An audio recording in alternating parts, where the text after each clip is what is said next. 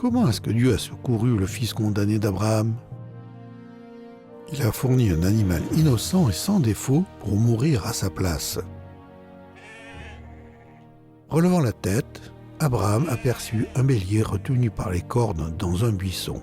Il alla le prendre et l'offrir en sacrifice à la place de son fils. Tous ces événements illustraient le plan de Dieu d'envoyer sur terre un saint sauveur qui satisferait aux exigences de la loi du péché et de la mort et qui secourrait des pécheurs de chaque nation de la terre.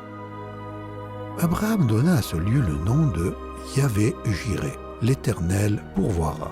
C'est pourquoi l'on dit aujourd'hui, à la montagne de l'Éternel, il sera pourvu. Pourquoi est-ce qu'Abraham a appelé la montagne l'Éternel pourvoira et non l'Éternel a pourvu? Est-ce que Dieu ne venait pas de pourvoir à une rançon?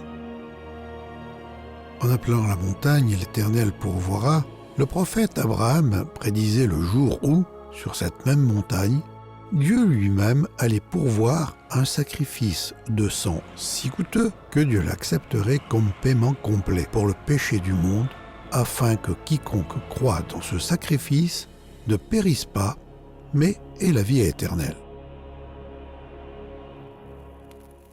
Quelques 1900 ans après que le prophète Abraham a offert le bélier sur l'autel, le Sauveur promis lui-même allait dire, en parlant de cet événement historique, « Abraham, votre père, s'est réjoui à la pensée de voir mon jour. Il l'a vu et en a été heureux. » Tandis que la fumée du bélier montait vers les cieux, Dieu donnait à Abraham un aperçu d'un sacrifice à venir qui serait offert sur la même chaîne de montagnes.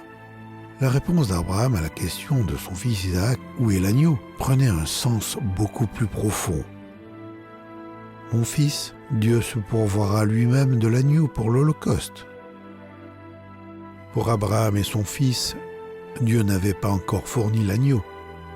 Il avait pourvu un bélier. Où était l'agneau? Au bon moment, Dieu lui-même fournirait la réponse.